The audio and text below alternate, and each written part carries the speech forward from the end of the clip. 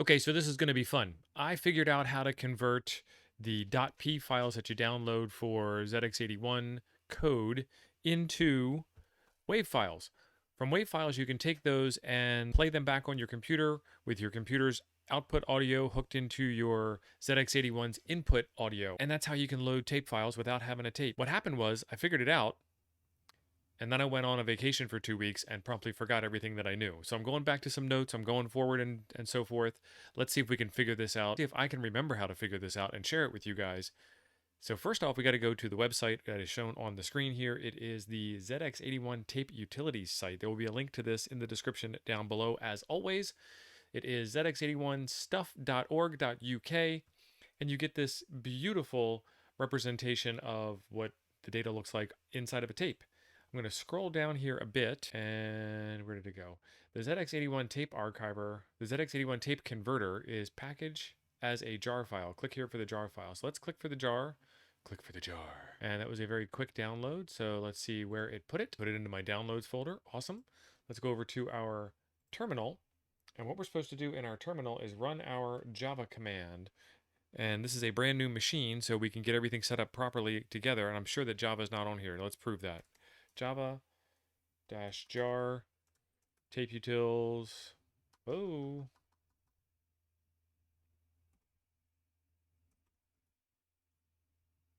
tapeutils.jar.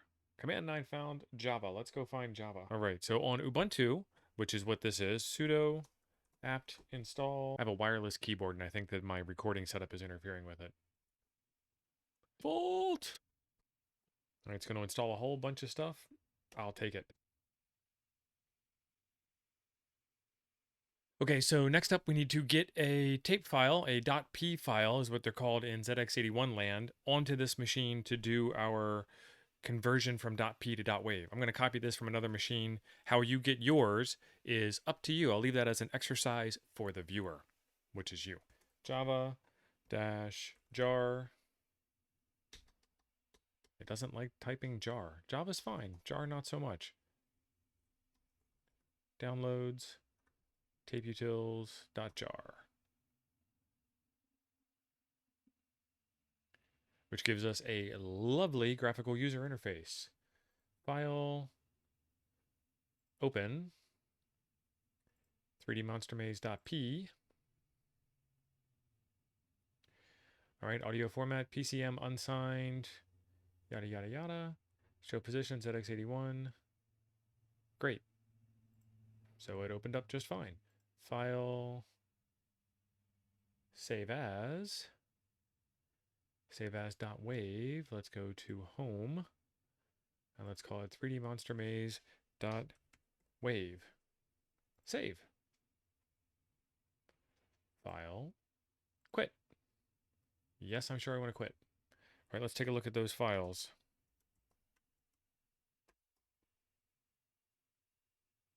All right, we've got a little tiny .p file and a great big huge .wav file. Let's do head 3D monstermaze.p. Okay, a bunch of unrecognizable characters.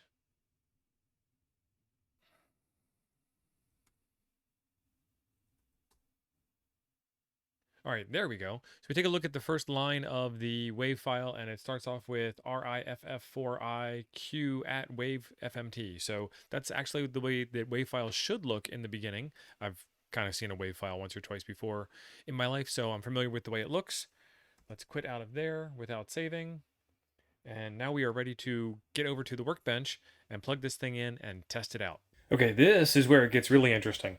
I have my Dell laptop plugged in to my ZX81, and we'll go over that real quick. So first I want to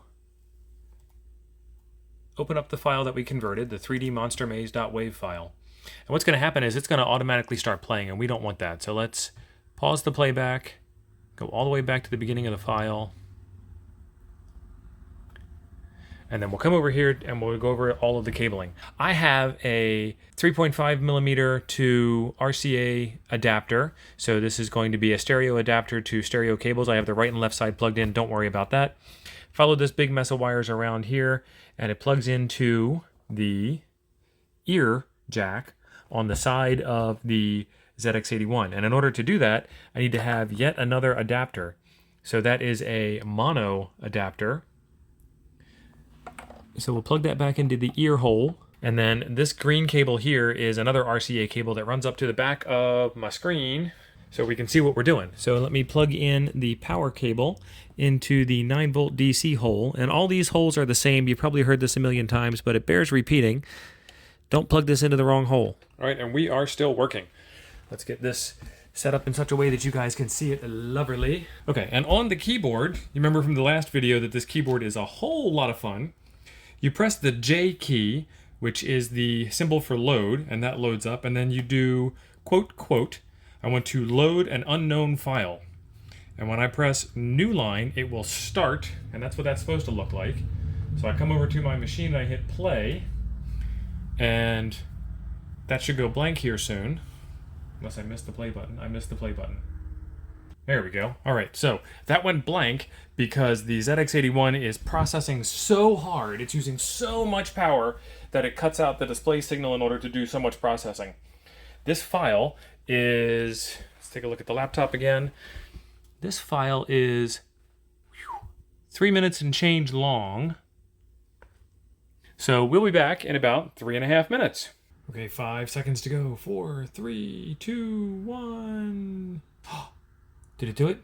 It did it! It did the thing! Did it do the thing?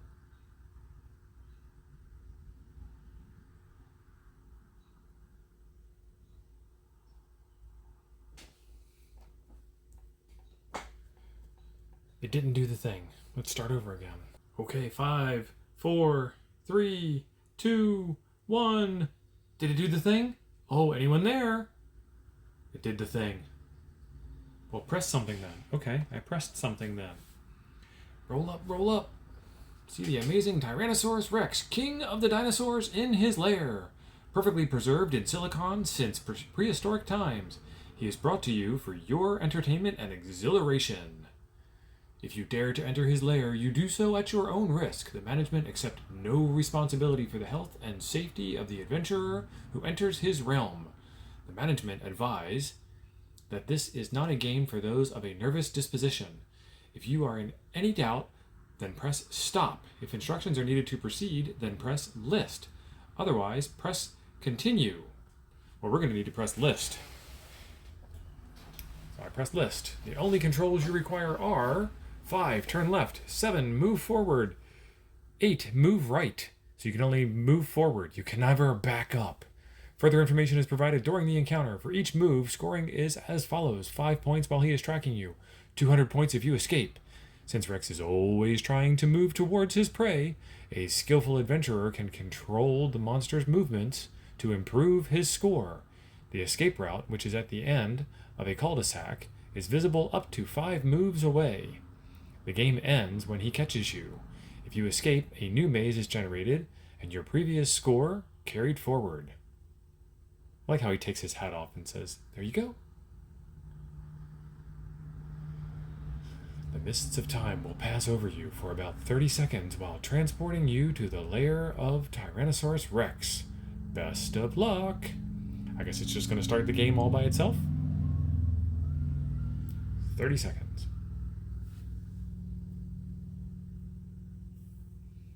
And we're back at that super high speed processing mode where there's no video. This is the mists of time.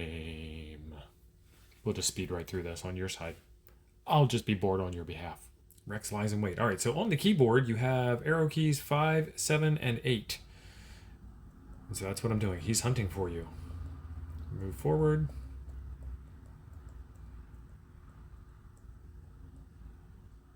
Turn right. Turn right again.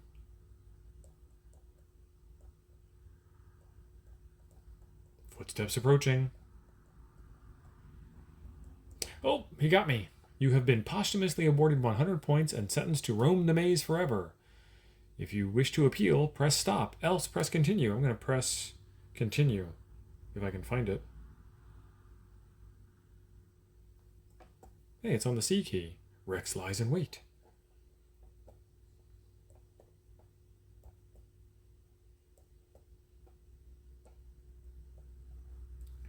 Footsteps approaching.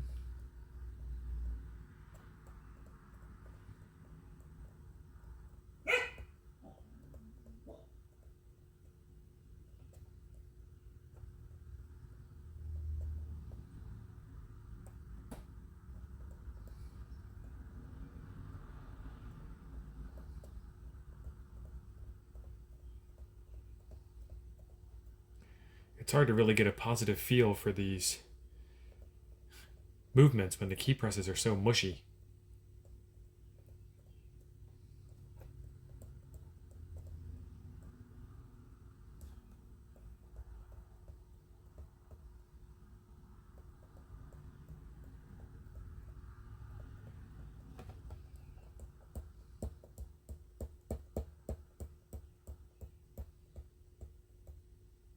Oh, dead end.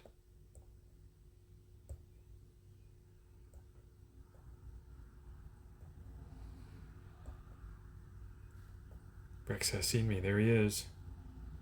Oh, he's moving fast too. So he keeps moving. He moves all on his own. He doesn't move based on you pressing a key. It's not like you're taking turns where you move, then he moves, and then you move, and then he moves. It is just him moving. All right, so that is the end of that. I'm going to press stop, if I can find the stop key. Stop is Shift A. Or just A. Appeal rejected. Oh no. And then you just start playing again. So that's what you do. You just play this thing over and over again until it keeps on going. And one of the things that you need to run this is the 16K RAM expansion. It's upside down. The 16K RAM expansion. So be sure to stay tuned for a future video where we tear down the 16K RAM expansion and talk all about that. Otherwise, there is a video right over here I think you'll enjoy next. Thanks for being awesome. We'll see you in the next one.